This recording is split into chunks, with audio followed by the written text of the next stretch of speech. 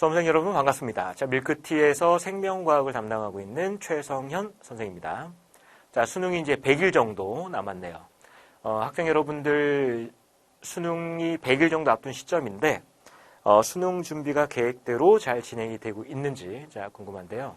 자, 이번 영상을 통해서 자, 수능 100일 앞둔 시점에서 자, 생명과학 1을 이제 어떻게 마무리하고 대비를 할 것인가에 대해서 좀 같이 한번 정리를 해볼게요. 자, 수능에서 이제 단골로 출제가 되는 그 단원들이 있죠. 일단 먼저 각 단원별로 출제되는 이제 문항수를 좀 확인을 해볼게요. 작년 수능을 기준으로 자, 정리를 한 겁니다.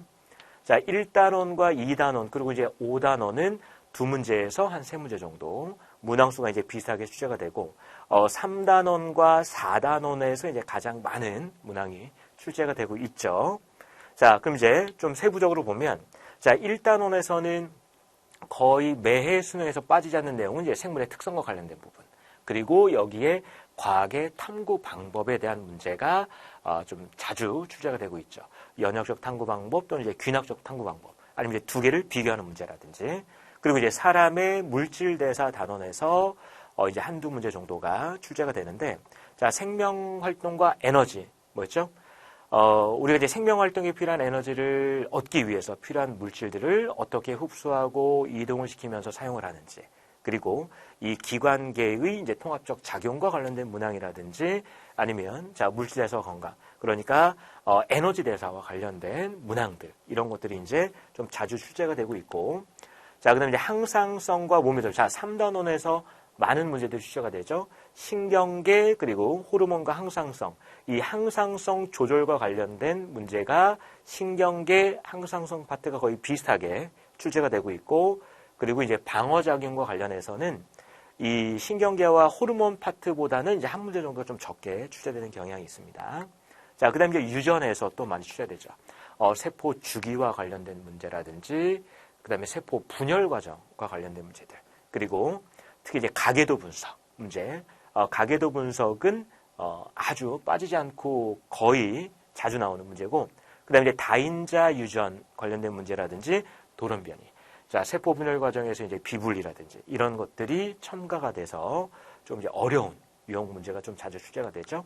자, 그 다음에 이제 마지막 5단원에서는 이제 한 2-3문제 정도가 출제되고 있는데, 군집의 구성이라든지 종류, 그리고 군집의 천위 과정, 개체군의 특성, 생물 다양성. 자, 이런 부분에서 문제가 항상 많이 출제가 되고 있습니다.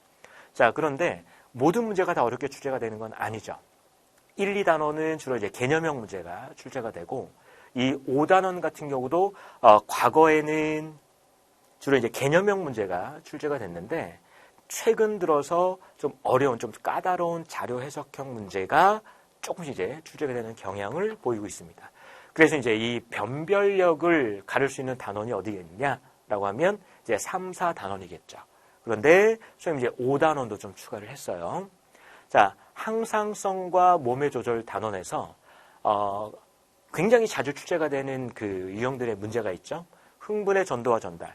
그러니까 이 흥분의 전도 속도와 관련해서 푸는 문제들, 그리고 근육의 수축 원리, 근육이 수축과 이완되면서 요거 이제 그 길이 계산하는 문제들, 그다음에 이제 항상성 조절, 뭐 혈당량 조절, 삼투압, 그리고 체온 조절과 관련해서는 거의 이제 매년 나오고 있죠. 그다음에 이제 방어작용과 관련된 문제, 이제 병원체를 묻는 문제도 나오지만 이 면역 과정, 1차 면역 과정과 이제 2차 면역 반응 묻는 문제들. 자, 이런 것들이 이제 좀 어렵게 출제가 되고 있죠.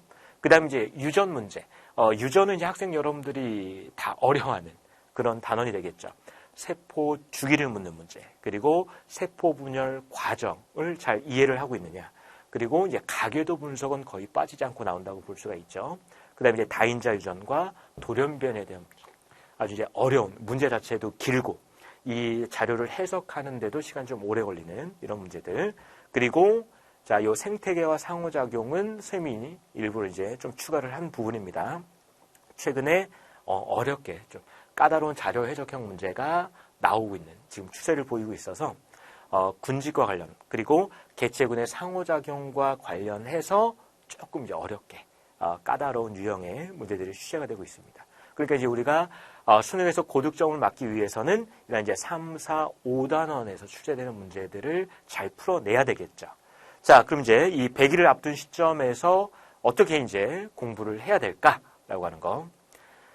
자, 생명과학 1의 교과 과정에서 다루는 필수 개념들은 반드시 정리가 지금 되어 있어야 되겠죠.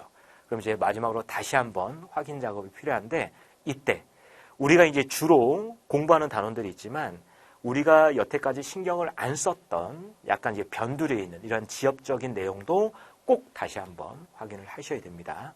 왜냐하면 이 수능이라고 하는 건